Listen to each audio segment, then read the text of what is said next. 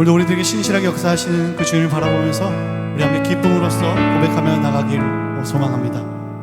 아멘.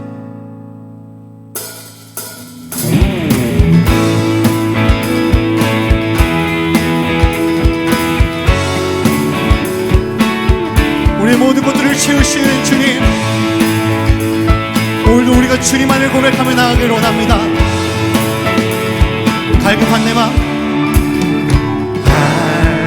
갈급한 내 맘 만지시는 주, 사랑과 노래 드리기 원합니다. 주 사랑해요, 주 찬양해요. 높고 거룩한 주 날 만져주시니 이전과 같지 않으리. 주 사랑해요, 영원히 찬양해 예수. 주 영과 진정으로 경배드려. 주 사랑해요, 주 사랑해요, 영원히 찬양해 예수. 주 영과 진정으로 경배드려요. 우리 2절입니다. 매일 주님과 매일 주님과 함께 지내며 함께 지내며 주의 부르심 주 마음 알기 원해. 내 모든 오름 주께 속했네. 주의 부르심 주 마음 알기 원해. 내 생명 주께 속네. 주 사랑해요,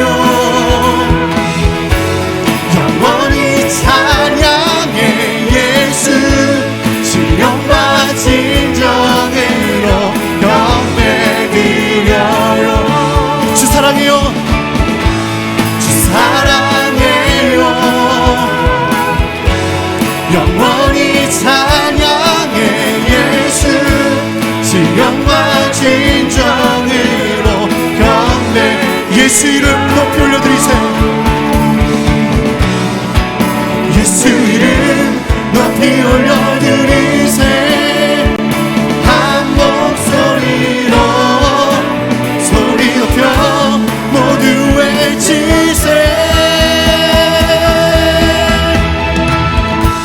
주 사랑해요, 영원히 찬양해 예수. 주 영과 진정으로 경배드려요. 주 사랑해요, 주 사랑해요, 영원히 찬양해 예수. 주 영과 진정으로 경배드려요. 주 사랑해요,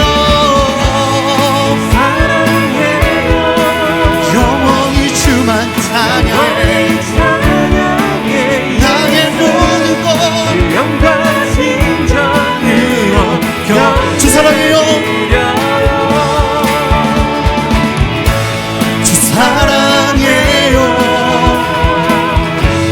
영원히 찬양해 예수. 주 영과 진정으로 경배드려요. 우리 하나님께 영광의 박수 올립시다. 주님만을 사랑하며 주님만 찬양합니다. 아멘.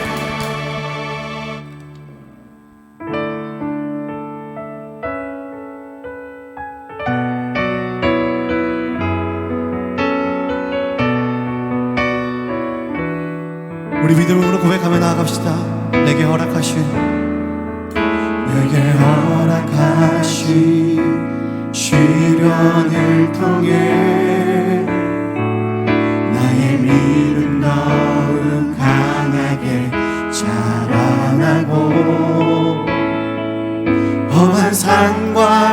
골짜기 지나는 동안 주께 더 가까이 나를 이끄시네. 내가 겪는 시험이 어렵고 힘겨도 내 주님보다 크지 않네.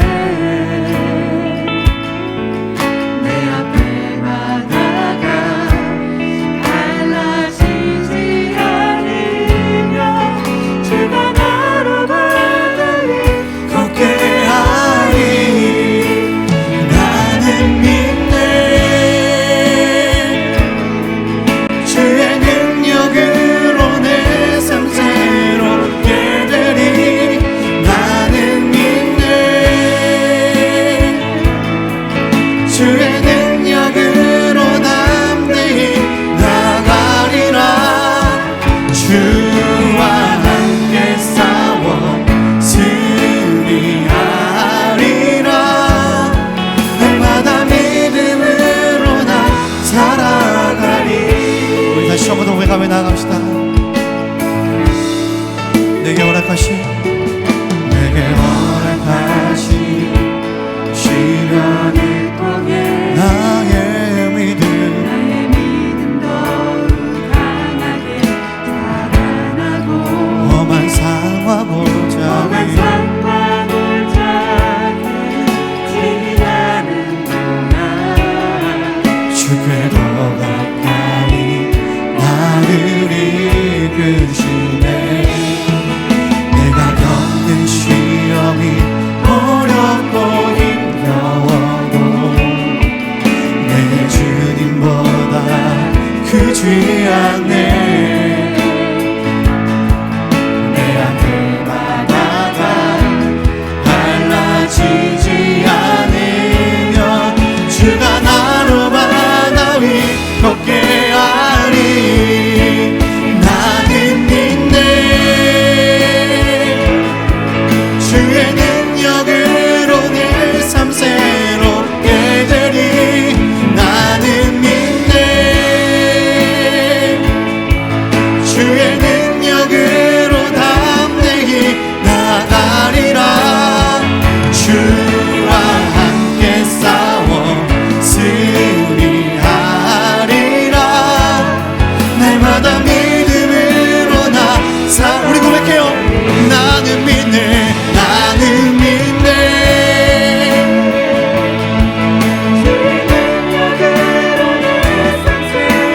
주의 되리. 나는 믿네. 주의 능력으로 담대히 나가리라. 주와 함께 싸워 승리하리라. 날마다 믿음으로 나 주의 말씀 의지하여 주의 말씀 의지하여 깊은 곳에 금을 던져 오늘 그가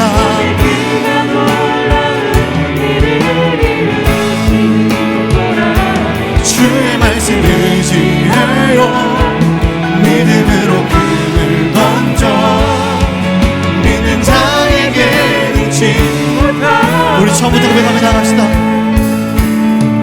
전능하신 나의 주 하나님은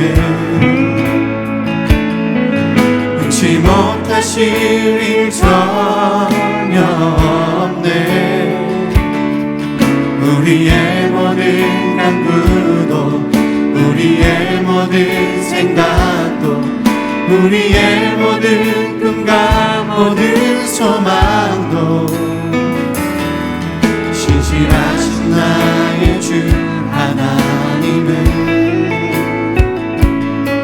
우리의 모든 괴로움을 바꿀 수 있네. 불가능한 일 행하시고 죽은 자를 일으키시니 그를 이길 자 아무도 없네. 주의 말씀 의지하여 깊은 곳에 오늘 그가 놀라운 일을 이루시는 것보다 주의 말씀 의지하여 믿음으로 금을 던져 믿는 자에게 능치 못한 주의 말씀 의지하여 주의 말씀 의지하여 깊은 곳에 금을 던져 오늘 그가 일을 이루시는 거라 주의 말씀 의지해요 믿음으로 금을 던져 믿는 자에게 능치 못한 우리 한번 더 보기 갑시다. 주의 말씀 의지하여 주의 말씀 의지하여 믿음으로 금을 던져 오늘 그가 놀라운 일을 이루시는 것 보라 주의 말씀 의지해요 믿음으로 금을 던져 믿는 자에게 능치 못함 없네. 우리 함께 기도하며 나갑시다. 성공적인 믿음의 여정이라는 제목으로 말씀을 전하겠습니다. 성도의 믿음 생활은 긴 믿음의 여정입니다. 오늘 우리가 베드로전서 2장 11절 아까 방금 전에 외웠는데 거기서 뭐라고 합니까? 성도를 향해서 거류민과 나그네 같은 너희라고 이야기를 합니다. 뭘 얘기를 하냐면 우리가 지금 긴 믿음의 여정의 길을 걸어가고 있다라는 거예요. 그러므로 여러분 구원이라는 것을 예수 믿었을 때 거듭난 순간, 처음에 은혜를 받는 순간, 그래서 하나님의 자녀가 로 이렇게 바뀌는 그 순간만을 생각하면 우리는 구원에 대해서 잘못 이해하게 되는 것입니다. 자, 예수님을 믿고 우리가 믿음의 여정을 간다라는 것은 자, 내가 의롭다함을 받고 하나님의 자녀가 됐죠. 그 이후로 마지막이 무엇입니까? 예수님과 같이 부활의 이 영광의 몸을 얻는 데까지 가는 이 긴 여정인 것입니다. 그러므로 내가 예수님을 믿었다, 성도가 되었다라고 하는 말은 어떤 뜻입니까? 이제는 내가 그 믿음의 여정의 출발선상에 섰다라는 것이고 그 여정의 길을 걸어가는 그 길 위에 서 있다라고 하는 것입니다. 목적지가 바뀌었어요. 전에는 세상이 우리의 목적지였는데 이제 예수님을 믿은 다음에는 우리의 목적지가 하나님 나라, 천국으로 바뀌었습니다. 자, 이런 그림을 가장 잘 보여주는 것이 출애굽에서 나온 이스라엘 백성들의 여정이에요. 하나님께서 이스라엘 백성들을 이 애굽의 압제에서 벗어나게 하십니다. 놀라운 기적을 베풀어 주셨죠. 우리가 보통 흔히 10가지 재앙이라고 하는 것은 애굽 사람들의 입장에서 얘기한 것입니다. 10가지 재앙. 그러나 이스라엘 백성들의 입장에서는 그 10가지 재앙이 아니었죠. 무엇입니까? 하나님의 놀라운 기적이었어요. 그들을 구원하기 위한 하나님의 놀라운 일하심. 그것을 통해서 이스라엘 백성들은 애굽에서 나왔습니다. 그리고 그들 앞에 놓여져 있는 홍해, 이것이 갈라지는 놀라운 기적을 경험했죠. 근데 거기가 목적이 아닙니다. 그런 놀라운 기적을 경험하고 애굽에서 나온 것, 그게 다가 아니죠. 그들의 진짜 목적은 무엇입니까? 하나님께서 그들을 이제 약속의 땅 가나안 땅으로 인도해 들이셔야 하는 거예요. 거기에 하나님의 나라를 세워가는 것, 그것이 바로 하나님의 궁극적인 뜻인 것입니다. 그러므로 우리가 우리에게 믿음을 적용을 해봤을 때 구원이라는 것은 한순간이 아니라 이 믿음의 긴 여정 속에 있고 우리가 그 길을 간다라고 하는 것을 잊으면 안 되는 것입니다. 우리는 천국까지 잘 도착해야 합니다. 그래서 우리는 바울 사도의 명령을 우리는 주의 깊게 들을 필요가 있어요. 바울 사도가 우리에게 뭐라고 명령하십니까? 두렵고 떨림으로 너의 구원을 이루라. 두렵고 떨림으로. 아직 다 끝난 게 아니고 우리가 그 길을 걸어가고 있기 때문에 우리는 두렵고 떨림으로 우리의 구원을 이루어 가야 하는 것입니다. 오늘 본문은 그런 의미에서 성도가 믿음의 여정을 어떻게 끝까지 잘 갈 수 있는지를 우리에게 보여주고 있습니다. 21절 말씀을 다시 한번 봅니다. 이에 기뻐서 배로 영접하니 배는 곧 그들이 가려던 땅에 이르렀더라. 네. 오늘 주목할 말씀이 바로 이것입니다. 배는 곧 그들이 가려던 땅에 이르렀더라. 제자들은 가야 될 땅에 제대로 성공적으로 도착을 했습니다. 이 이스라엘 백성들과 대조가 되죠. 이스라엘 백성들은 애굽에서 나왔습니다. 광야 생활했습니다. 그러나 어떻습니까? 결국 가나안 땅에 못 들어갔어요. 끝까지 성공적인 여정을 마치지를 못했습니다. 갈렙과 여호수아 이 두 사람을 빼놓고는 1세대가 다 광야에서 죽었습니다. 하나님이 그들을 향한 구원의 계획이 온전히 실현되지 못했던 거예요. 자, 그리고 또 이 두 모습을 비교해 보겠습니다. 이스라엘 백성들은 40년 동안 광야에서 굉장한 그 40년의 생활을 압축해서 보면 그들은 매우 고통과 고난의 세월을 보냈습니다. 오늘 제자들도 마찬가지예요. 하루 저녁이긴 하지만 제자들은 굉장한 고통을 겪었습니다. 사실 오늘 요한복음에는 굉장히 짧게 나와 있는데 마태, 마가복음을 보면 제자들이 얼마나 극심한 고통을 당했는지 잘 나와 있습니다. 17절에 보니까 배를 타고 가버나움으로 갔다고 이야기를 합니다. 지금 기적이 일어난 현장은 어디입니까? 벳세다. 근데 가는 곳은 어디입니까? 가버나움. 이 벳세다에서 가버나움으로 가는 것이 지금 갈릴리 호수로 배를 타고 이제 건너가는데 이게 동쪽에서 서쪽으로 가는 것입니다. 근데 문제는 무엇이냐면 이게 밤에 가게 됐다라는 거예요. 18절에 보니까 큰 바람이 불어 파도가 일어났다고 이야기를 합니다. 이스라엘의 갈릴리 바다는 밤이 되면 골라온 고원이랑 저 위에 홀몬산에서 내려오는 바람 때문에 언제 이 돌풍, 언제 태풍이 일어날지 아무도 장담을 할 수가 없습니다. 근데 만약에 그 진행하는 데에서 뒤에서 바람이 불어오면 똑같은 파도가 치고 어렵지만 그래도 배가 빨리 갈 수 있겠죠. 그러나 안타깝게도 오늘 제자들이 만난 그 바람은 뒤에서 불어오는 바람이 아니라 앞에서 불어오는 맞바람이었습니다. 그러니까 아무리 노를 저어도 안 나가는 거예요. 저녁부터 해서 새벽까지 밤을 새서 노를 졌습니다. 그 바람에 아마 돛대가 부러졌을 거예요. 그리고 그들은 아무리 저어도 나아가지 않고 그리고 이 그 파도가 쳤기 때문에 그들은 아마 다 물벼락을 맞았을 것입니다. 그리고 배에는 물이 막 들어오는 거예요. 12명이 힘을 다해서 맞추어서 가도 잘 나가지 않는데 들어온 그 물을 퍼내느라고 그 중에 대다수의 많은 사람들은 물을 퍼내느라 정신이 없는 것입니다. 밤새고 새벽 4시 정도 되었는데 이제 갈릴리 바다 정중앙에 놓이게 됐어요. 여러분, 이런 너무나 고통스럽고 정말 도착할 수 있을지 장담할 수 없는 이런 상황 속에서 오늘 말씀해 보니까 배는 그들이 가야 될 곳으로 안전하게 도착했다라고 말씀하고 있습니다. 그럼 어떻게 제자들은 이러한 고난과 역경을 뚫고 제대로 그들이 가야 될 목적지에 도착할 수 있었을까요? 오늘 그것을 좀 살펴보려고 하는데 첫 번째는 고난과 역경 속에서 낙심하지 말고 인내하고 버텨야 한다라는 것을 알아야 합니다. 여러분, 제자들은 지금 너무나 고통스럽고 제대로 갈 수 있을지 장담할 수 없는 상황 속에서도 아예 포기하거나 노를 놓거나 그냥 뭐 죽으면 죽지라고 그냥 포기하고 있지 않았습니다. 그들은 끝까지 노를 붙들고 있었고 저 가는 거예요. 포기하지 않았습니다. 이렇게 버티기 위해서 우리에게 꼭 필요한 것은 뭐냐면 내가 믿음의 여정을 가고 있고 그것이 순종해서 가는 길이라 할지라도 때로는 고난이 올 수 있다라고 하는 사실을 우리가 알아야 된다라는 거예요.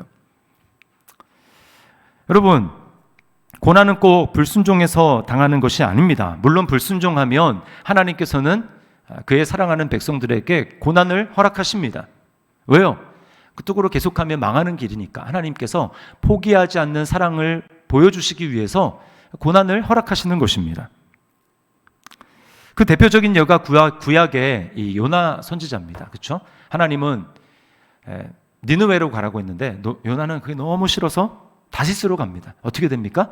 오늘 비슷해요. 하나님이 바다에 아주 큰 바람을 보내셨다라고 이야기를 합니다. 배가 막 거의 깨질 지경에 놓이게 됐어요. 하나님이 요나를 포기하셨다면 그런 일을 할 필요가 없습니다. 그러나 요나를 끝까지 포기하지 아니하시고 사랑하시기 때문에 요나에게 그 고난을 허락하시는 것이죠. 그러나 모든 고난이 꼭 불순종 때문만은 아닙니다. 지금 제자들의 경우가 딱 그래요.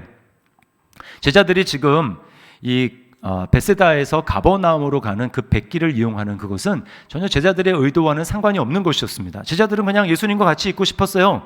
그러나 갑자기 예수님이 무리를 다 집으로 돌려보내시고 예수님은 산으로 기도하러 가시고 제자들을 막 재촉해가지고 보내십니다.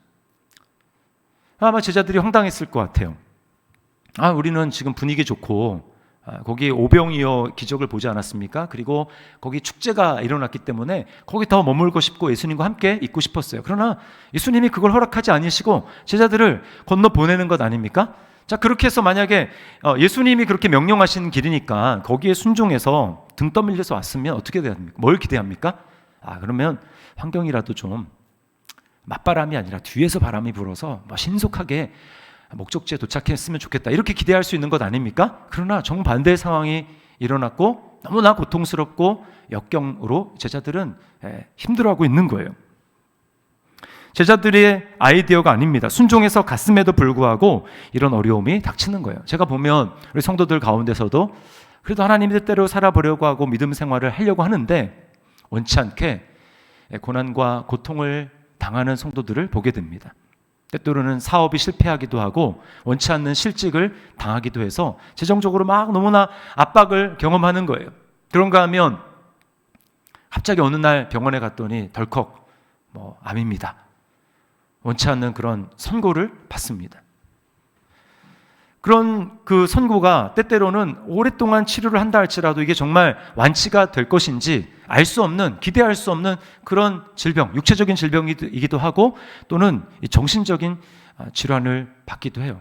그나마 내가 그런 질병을 걸리면 좋겠는데 자녀가 그런 일을 당하게 되면 부모로서 너무나 가슴이 아프고 무너지는 것입니다. 뿐만입니까? 직장에서 아주 애매한 고난을 당하고 직장 상사가 괴롭히기도 하고 은근하게 따돌리기도 하고 이런 관계 가운데 너무나 힘들어서 밤에 잠을 자지 못하고 먹는 것도 제대로 입으로 들어가지 않는 그런 어려움을 당하기도 합니다. 아내가 이제 일부 예배 때 나왔다가 지금 이제 다시 갔는데요. 결혼 생활 내내 제 아내는 이 부인과 쪽 질병으로 굉장히 시달렸어요. 최근에는 이제 통증이 너무 심해지고 그리고 출혈도 있어서 이제 병원에 갔더니 병원에서는 알고 있었던 진단이긴 했지만 이제 선근증이 문제다. 보통 사람보다 자궁이 한 거의 3배 가까이 크대요. 그래서 이제 소파술을 좀 하자고. 그래서 소파술을 했습니다. 그리고는 이제 좀 괜찮은가 했더니 하루가 지나니까 막 배가 너무 아프다고 막 떼굴떼굴 구르는 거예요. 그러니까 지난주가 창립 감사 주일이었는데 개척해놓고 처음으로 주일에 참석을 하지 못했어요. 웬만하면 이제 나오려고 그래. 너무 이제 아프니까 참여를 하지 못했습니다. 그래서 제가 이제 아내가 이제 그렇게 아프니까 저도 이제 옆에서 힘들죠. 제가 해줄 수 있는 게 없어요. 그런 상황에 사실 목사면 여러분 믿음으로 감사하고 해야 되는데 감사가 안 나오더라고요. 속으로 이런 생각했습니다. 아니 하나님, 개척을 하라고 해놓고 이렇게 보냈으면 하나님 건강하게 좀 해주시든지 왜 이런 일을 당하게 하십니까? 라고 하는 그런 마음속에 생각이 들더라고요. 여러분, 불순종해서가 아니에요. 순종의 길을 걸어가도, 믿음의 길을 걸어가도 때때로는 우리가 원치 않는 그런 고난과 역경이 올 수 있다는 것을 알아야 되는 것입니다. 그래야 우리가 낙심하지 않을 수가 있어요. 여러분, 왜 이 세상에 원치 않는 고난과 고통이 있을까요? 원론적인 이유는 여러분도 다 아실 겁니다. 뭡니까? 죄 때문에 그래요. 죄 아래에 있는 이 세상이기 때문에 어렵습니다. 그러나 여러분, 한 사람 한 사람 고난의 현장, 고난을 겪고 있는 그 성도의 현실로 들어가 보면 명확하게 뭐 때문이다라고 설명하지 못하는 경우가 굉장히 많습니다. 우리는 그것을 굉장히 조심해야 됩니다. 뭐 때문에 이렇습니다 라고 얘기하는 것을 굉장히 조심해야 합니다. 그런데요, 설명할 수 없는 이유가 있다 할지라도 우리가 하나님을 의지하는 성도라면, 믿음이 있는 성도라면 꼭 우리가 기억해야 될 것이 있어요. 그건 뭐냐? 하나님은 선한 분이라는 거예요. 하나님이 선한 분이시기 때문에 우리에게 그것을 직접적으로 주시는 분이 아니라는 것입니다. 성경의 야고보서에 보면 온갖 좋은 것들은 위로부터 하나님으로부터 내려온다고 이야기를 합니다. C.S. 루이스는 이렇게 설명하기 어려운 이 상황을 선과 악이 교란되는 하나의 춤으로 묘사를 했습니다. C.S. 루이스의 표현을 제가 빌려볼게요. 이렇게 얘기합니다. 세상은 하나님에게서 내려오는 선함이, 하나님에게서는 선만 내려오는 거예요. 피조물에게서 올라오는 악에 의해 교란되는, 피조세계에 악이 있는데, 이 죄가 있는데 그게 피조세계부터 올라와서 뒤섞인다라는 것입니다. 도대체 뭐가 원인인지 모르게 막 교란되고 뒤섞이는 거예요. 그러나 중요한 게 뭡니까? 그러나 악 때문에 고통받는 자연을 하나님이 떠맡으심으로써 그 교란으로 인한 갈등이 해결되는 일종의 춤입니다. 네. 악과 고통만이 있는 이 세상에서 그래서 다 잘못돼야 될 것 같은데 하나님께서 알 수 없는 신비한 방법으로 하나님께서 그것을 떠맡으신다라는 거예요. 설명할 수는 없지만 여러분 이것을 잘 보여주는 것이 무엇입니까? 십자가 사건 아닙니까? 다 설명할 수 없지만 예수님이 이 땅에 오셔서 죄 때문에 선이 교란되어져서 설명할 수 없는 그 고난을 주님이 친히 십자가에서 자기가 고난을 당하시고 우리의 죄를 악을 짊어지심으로 말미암아 이것을 바꾸어 주시는 그것이 바로 주님의 하나님의 사랑인 것입니다. 그러므로 여러분 이 고난이 근본적으로 해결되고 끝나려면 어떻게 해야 됩니까? 죄가 완전히 종식돼야 돼요. 주님이 다시 오셔서 죄를 완전히 끝내시고 그때에만 이 세상의 고난과 악이 다 사라지는 것입니다. 그 전까지는 어때요? 참을 수밖에 없어요. 병원 갔더니 아내한테 이제 의사가 하는 얘기가 뭐냐면 방법이 없대요. 폐경되는 수밖에 없다. 끝이 와야 된다. 그 전까지는 진통제 먹고 할 수 있는 방법 하면서 참아야 된다는 거예요. 똑같습니다. 영적으로도 우리에게 고통과 고난이 없기를 바라지만 그것이 계속 있다면 어떻게 해요? 우리가 참는 것입니다. 탄식하면서 참는 거예요. 그러나 우리는 결말이 어떻게 되는지 알고 있습니다. 주님이 무슨 일을 하셨고 우리에게 닥쳐질 결말이 어떤 것인지를 알기 때문에 그 탄식은 절망의 탄식이 아니라 기대의 탄식이 되는 거예요. 로마서 8장 22절 23절 말씀을 우리 함께 읽어보겠습니다. 시작. 피조물이 다 이제까지 함께 탄식하며 함께 고통을 겪고 있는 것을 우리가 아느니라. 그뿐 아니라 또한 우리 곧 성령의 처음 익은 열매를 받은 우리까지도 속으로 탄식하여 양자 될 것 곧 우리 몸의 구속을 기다리느니라. 아멘. 여러분 믿음으로 걸어가는 이 길에도 고난이 있습니다. 꼭 불순종 때문이 아니에요. 이것을 기억한다면 오히려 우리가 때로는 탄식을 하지만 인내하면서 오히려 이 그 고난이 있는 현장 가운데 주님이 속히 오셔서 이 모든 고난을 끝내시고 우리에게 고난 없는 삶을 허락하시면 좋겠다라고 하면서 오히려 하나님 나라를 사모하고 열망, 새하늘과 새 땅을 열망하는 그런 믿음의 계기로 삼아야 할 것입니다. 자, 두 번째, 고난 속에서도 끝까지 목적지에 성공적으로 도착하기 위해서 우리는 세상과는 이별하고 주님과 새롭게 만나야 합니다. 이것은 두 개가 연결되어 있어요. 세상과 이별하는 것과 주님을 새롭게 만나는 것은 따로 떨어져 있지 않습니다. 주님을 만나기 위해서는 세상과 이별을 해야 돼요. 세상과 이별하지 않고 주님을 만날 수 없습니다. 죄에서 돌이킴이 없이 예수님을 경험할 수는 없는 거예요. 두 주인을 섬길 수가 없습니다. 우상을 섬기든 하나님을 섬기든 우리는 결정해야 돼요.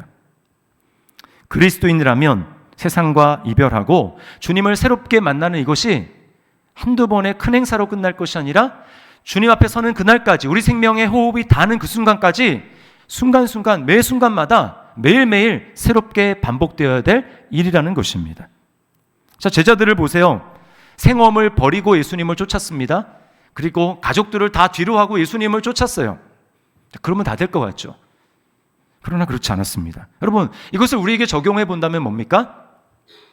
다 예수님 따라가려면 가족도 다 버려야 됩니다. 또 생업도 다 버려야 됩니다. 이런 뜻이 아니죠. 어떤 의미입니까?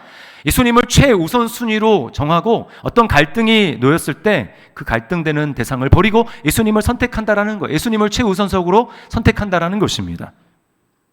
이렇게 예수님을 제자들이 따랐지만 그러나 어느 순간에 그들도 알지 못하는 순간에 우선순위가 바뀌게 되는 일이 발생하는 거예요. 죄 가운데 살아가기 때문에 죄 있는 세상 가운데 살아가고 죄인과 어울려서 살아가다 보니까 또 우리 안에 해결되지 않는 아직 육신의 본성이 남아있기 때문에 우리는 원치 않았지만 어느 순간에 나도 정신 차려보면 내가 예수님을 따라가는 게 아니라 세상의 가치관을 쫓고 있는 거예요. 지금 제자들이 그러고 있습니다. 17절 말씀을 보세요. 배를 타고 바다를 건너 가버나움으로 가는데 이미 어두웠고 예수는 아직 그들에게 오시지 아니하셨더니, 자, 여기 이미 어두웠다.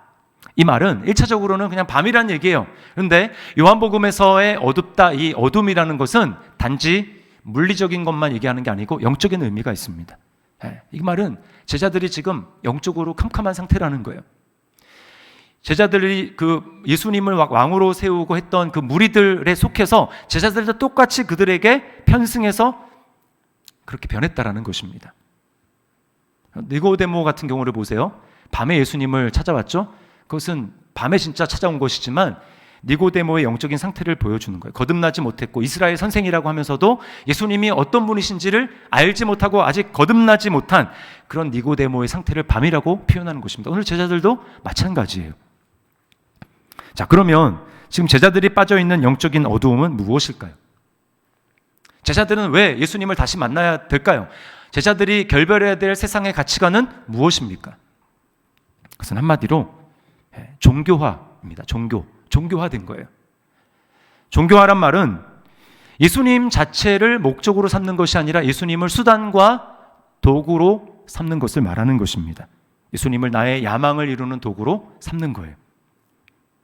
제자들은 어느 순간 예수님을 따라오는 유대인들과 똑같아져 버렸습니다.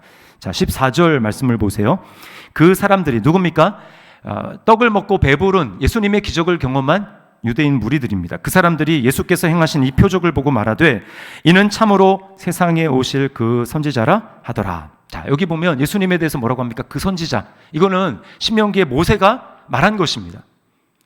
너희들 앞으로 하나님이 나와 같은 선지자를 일으키셔서 너희를 인도하실 것이다 라고 모세가 이야기를 했거든요. 근데 유대인들이 딱 들어보기에 모세는 광야에서 이스라엘 백성들에게 하늘로부터 만나를 내리는 그 통로로 쓰임 받았는데 지금 예수님이 빈들과 같은 이 광야에서 떡으로, 조그만 떡으로 수많은 사람들을 먹인 것을 딱 떠올리면서 제자들이, 유대인들이 뭘 생각했냐면 모세를 떠올린 것입니다. 아, 이분이야말로 모세가 얘기했던 그 선지자가 아닌가. 그리고 예수님을 왕으로 세우려고 했어요. 왕으로. 그들이 예수님을 왕으로 세우려고 하는 이 의도가 뭘까요? 예수님을 이용하는 것입니다. 예수님을 따라가면 나의 야망을 이룰 수 있겠다. 내 필요를 채워줄 수 있겠다. 그리고 제자들도 거기에 편승한 것 아닙니까? 그래서 그걸 엿볼 수 있는 게 뭐예요? 베드로가 멋진 신앙 고백을 하잖아요. 주는 그리스도시요 살아계신 하나님의 아들이시니이다. 근데 바로 그 다음에 예수님이 내가 이제 십자가를 지고 죽어야 된다라고 얘기하니까 베드로가 어떻습니까? 발끈하면서 예수님을 막 꾸짖고 나무랬어요. 이게 제자들에게 있었던 모습입니다. 유대인의 무리들이 했던 것처럼 제자들에게 있는 모습이었어요. 아, 이제 예수님이 왕이 되시면 우리는 다 아주 그 고위직에서 한 자리씩을 다 차지할 것이다. 예수님을 따랐던 것에 대한 보상을 우리가 다 받을 것이다 라고 그렇게 생각을 했어요. 여러분, 이게 왜 잘못된 것입니까? 아, 예수 믿고 그렇게 예수님 따라다니고 헌신했으면 마지막에 그런 보상 받는 게 그게 뭐가 잘못된 겁니까? 라고 여러분이 생각할지 모르겠어요.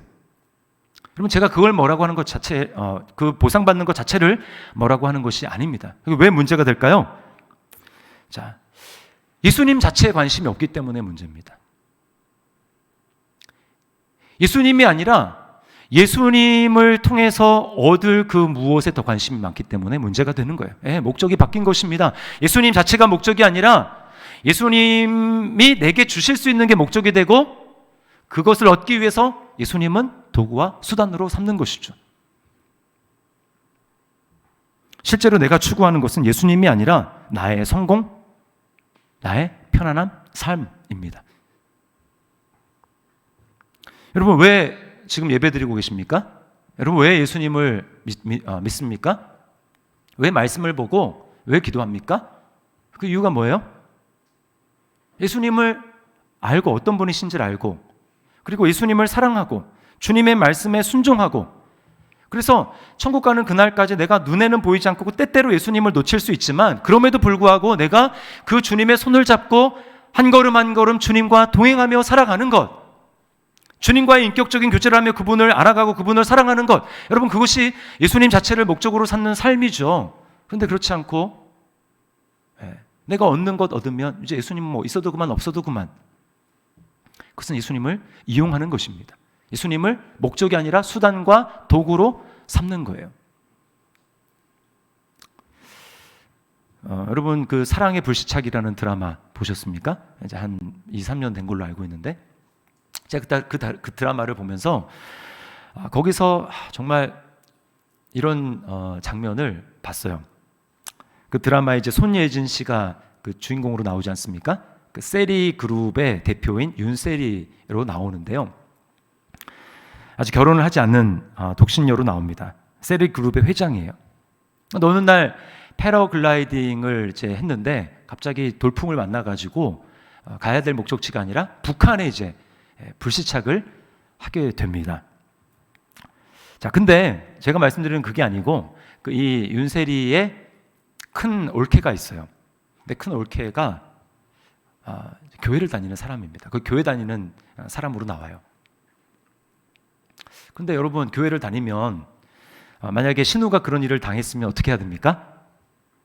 교회 나가서 하나님 앞에 기도해야죠. 하나님, 지금 우리 신우가 이런 어려움을 당했습니다. 빨리 돌아올 수 있도록 생명에 아무런 지장 없이 안전하게 돌아올 수 있도록 하나님 도와주십시오. 이렇게 기도를 해야 되잖아요. 근데 교회 예배당에 앉아서 기도를 하는데 하나님, 세리가 돌아오면 안 됩니다. 안 돌아오게 해주세요. 라고 기도를 합니다. 그 이유는 뭐냐면 이 윤세리가 너무 똑똑하고 경영을 너무 잘해요. 그래서 이 시아버지가 엄청난 그 그룹의 회장이신데 이제 그 자리를 누가 물려받느냐 그게 초미의 관심사인데 이 세리가 없어져야 자기 남편이 그 자리를 차지하게 되는데 세리가 오면 이 모든 계획이 다 틀어지는 거예요. 그래서 하나님 앞에 기도하는 거예요. 하나님 돌아오지 않게 해주세요. 신우가 생명이 뭐 어떻게 되든 아무런 상관이 없는 것입니다. 여러분 죄송하지만 그것은 믿는 게 아닙니다. 예수님을 믿는 게 아니에요.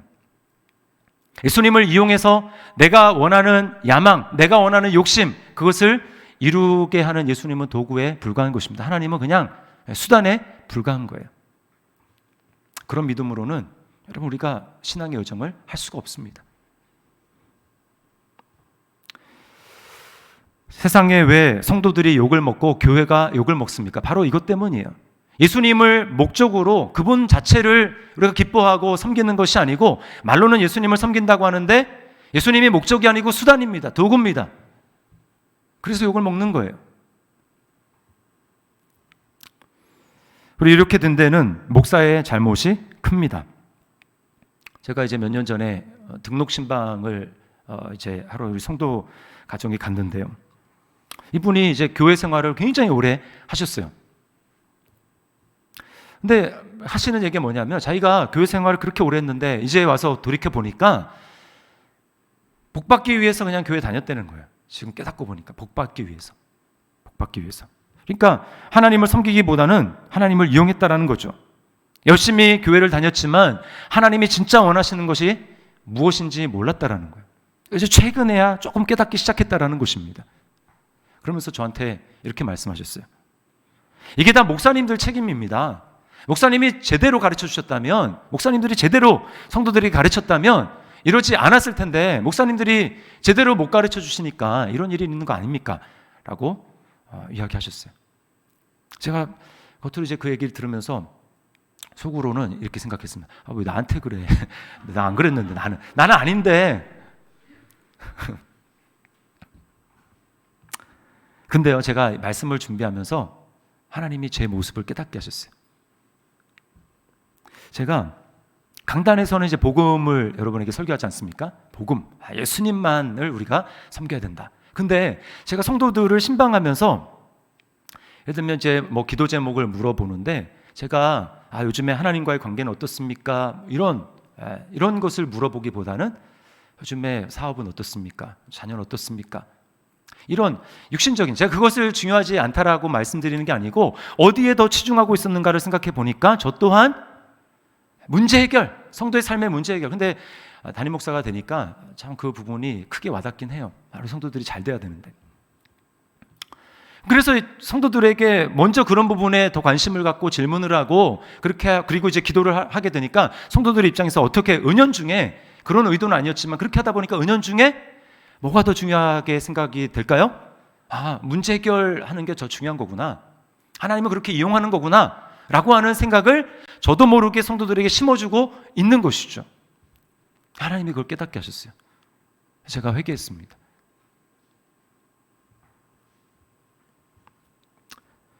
성도들로 하여금 하나님을 수단으로 삼도록 만드는데 제가 일조하게 된 거예요. 여러분은 어떻습니까? 내가 실제로는 예수님이 주시는 그 그것의 목적을 두고 예수님을 수단으로 삼고 있으면서도 나는 주님을 섬깁니다. 나는 하나님을 예배합니다. 예배한다는 게 절한다라는 뜻인데 여러분, 정말 하나님을 예배하고 있습니까? 세상의 가치관과 이별하기 위해서 여러분은 어떤 노력을 하고 있습니까? 우리는 주님을 새롭게 만나야 돼요.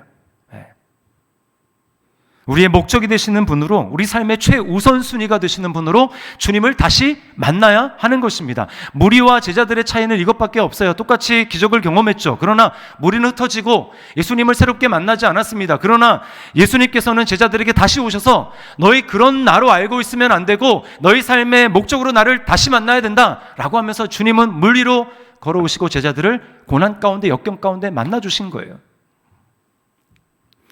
여러분은 무리입니까? 제자입니까? 예수님을 다시 삶의 목적으로 만나고 있습니까? 이 일이 계속 반복되고 있습니까? 세상의 가치를 쫓아가지만 다시금 내가 예수님께로 돌이키고 예수님을 나의 목적으로 내가 새로 만나야지 이렇게 돌이키고 있습니까? 세 번째는 여러분, 그러면 제자들이 새롭게 만난 주님은 과연 어떤 분이실까요? 한마디로 말씀을 드리면 그분은 우리에게 진정한 출애굽을 해주시는 구원자라는 것입니다. 오늘 본문은 요한복음은 특히 그렇지만 오늘 본문은 예수님이 하신 기적을 이 출애굽에서 하셨던 그 하나님의 기적과 이렇게 연관시키고 있어요. 자, 오병이어, 아까도 말씀을 드렸지만 오병이어로 사람들이 떡을 먹고 배부른 사건은 뭡니까? 광야에서 만나를 이스라엘 백성들이 먹은 사건을 딱 떠올리게 되는 거예요. 반면에 또 예수님이 물 위를 걷는 사건은 어떻습니까? 자, 바다, 뭐예요? 홍해 바다를 하나님이 가르신 사건을 연상하게 하는 것이죠. 유대인들은 떡을 경험하고는 예수님을 모세랑 동일시했습니다. 모세 정도 되는 그런 선지자구나. 그게 아니라는 것을 주님이 제자들에게 알려주시고 그들을 새롭게 만나기 위해서 예수님은 지금 밤에 그들이 초죽음이 되어 있고 이제 우리가 할 수 있는 일은 아무것도 없구나. 정말 저 건너편으로 도착은 할 수 있을까? 그러면서 힘들어하고 있는 제자들을 주님이 만나주시면서 뭐라고 말씀합니까? 내니 두려워 말라.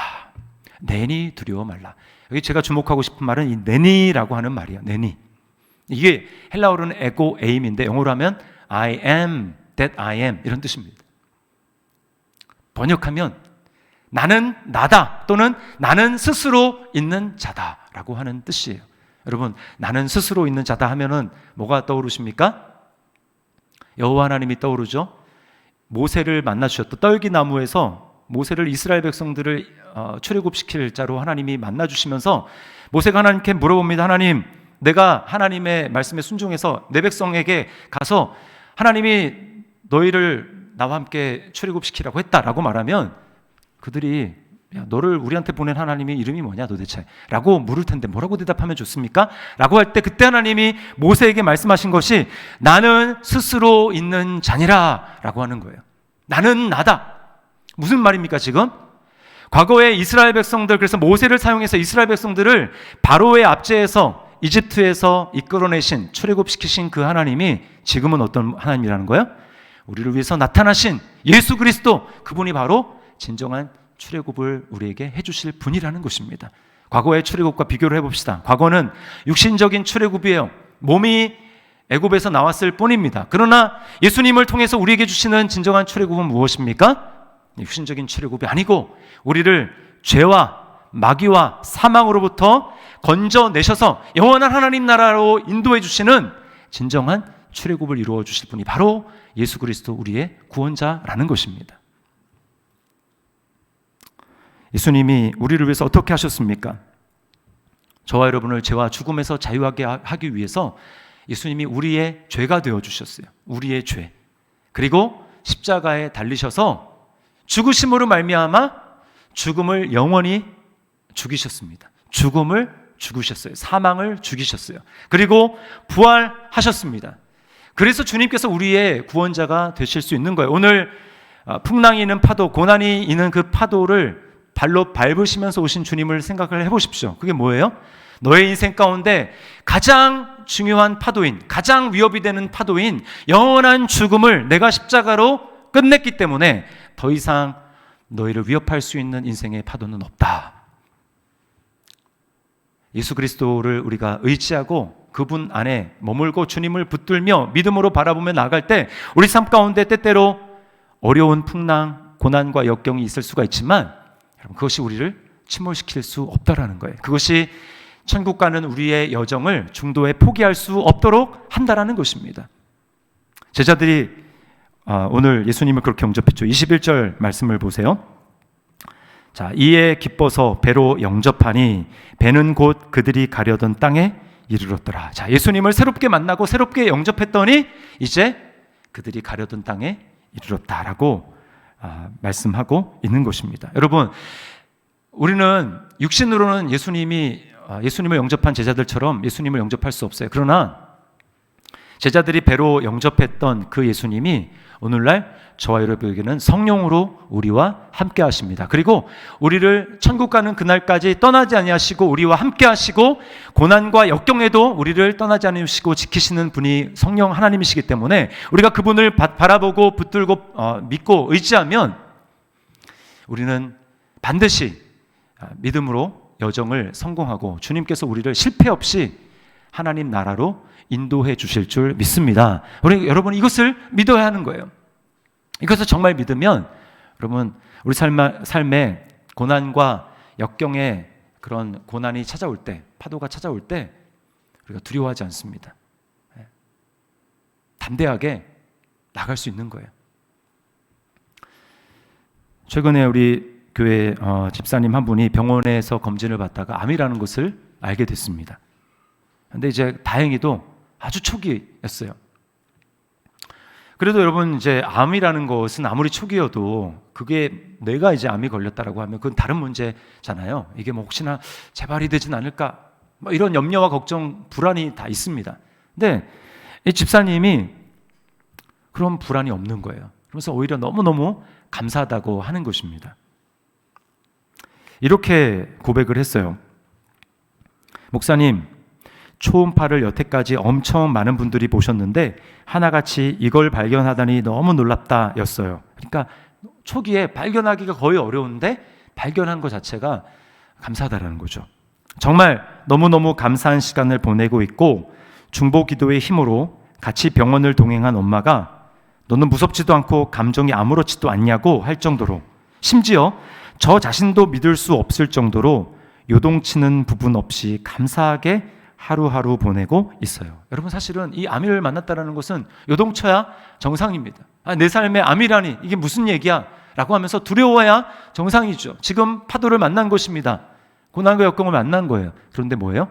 요동치지 않는다고 말씀하고 있습니다. 목사님께서 매일 아침 그리고 주일마다 해주시는 모든 말씀이 정말 살아있는 말씀이었음을 고백하지 않을 수 없어요. 여러분, 이분이 이렇게 고백할 수 있는 이유가 무엇입니까? 풍랑을 잠재우신 진정한 출애굽을 이루어내시고 예수님을 내 삶의 수단이 아니라 목적으로 그 주님을 다시 새롭게 경험하고 예수님을 모셔드리고 만났기 때문에 이런 고백을 할 수 있는 것입니다. 여러분, 여러분의 또 우리의 신앙의 여정을 한번 돌아보고 점검해 봤으면 좋겠어요. 예수님의 손을 붙잡고 그 여정은 평탄하게 잘 가고 있습니까? 아니면 지금 고난과 역경의 그 파도, 풍랑을 만나서 손을 놓고 좌절하고 낙심하고 그렇게 있지는 않습니까? 여러분, 고난이라도 순종의 길을 걸어가고 또 믿음의 길을 가는 경우에 고난을 만날 수 있다는 사실을 여러분 기억하시고 오히려 하나님 앞에 하나님 나라를 사모하는 그러한 계기로 삼을 수 있기를 바랍니다. 뿐만 아니라 날마다 우리가 예수님을 수단으로 삼는 이 세상의 풍족 가운데 휩쓸리고 있는데 거기에 휩쓸리는 것이 아니라 날마다 세상과 이별하고 우리의 목적 되시는 그 주님, 내 삶의 최우선이 되시는 그 주님을 다시금 새롭게 만나는 역사가 있기를 바랍니다. 그 주님은 우리의 죄와 사망과 저주를 영원히 끝내시고 그 주님 안에 있는 이상 성령께서는 우리를 영원한 하나님 나라로 안전하게 인도해 주실 것입니다. 이 주님을 의지하며 믿음의 걸음을 끝까지 성공적으로 걸어가는 저와 여러분의 삶이 될 수 있기를 주님의 이름으로 축원합니다. 우리 말씀을 기억하면서 이 시간 우리 찬양했으면 좋겠어요. 세상에는 눈물뿐이고 고통만 닥쳐와도 내 심령은 예수님으로 기쁜 찬송 부르네. 나는 예수님만으로 참 만족을 누리네. 세상 영광 다 준대도 주님과 못 바꾸네. 우리 세상과 이별하고 우리 예수님을 다시 만나야 되겠습니다. 우리 시간 이 찬양의 고백을 나의 고백으로 우리 주님 앞에 고백하겠습니다.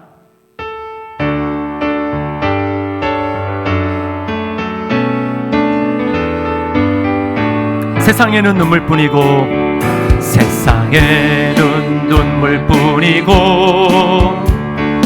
고통만 닥쳐와도 내 심령은 예수님으로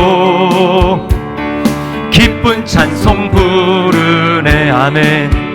나는 예수님만으로 참 만족을 누리네.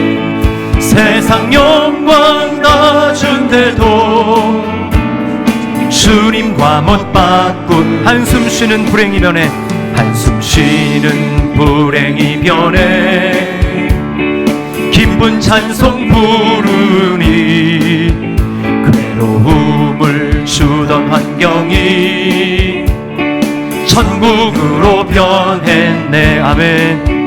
나는 예수님만으로 참 만족을 누리네. 세상 영광 다 준대도 주님과 못 바 금은보화 다 준다 해도 금은보화 다 준다. 예수님만 못합니다. 예수님만 못하며 명예 지위 훌륭한데도 주님만은 못하. 그렇습니다. 나는 예수님만으로 참 만족을 누리네. 세상 영광 다 준대도 주님과 못 바꾼 속지 마라 세상 허영 속지 마라 세상 허영에 마음 뺏기지 마라. 세상 것은 일장의 춘몽 물거품과 같도다. 나는 예수님만으로 참 만족을 누리네. 세상 영광 다 준대도 주님과 못 봐. 나는 예수님만으로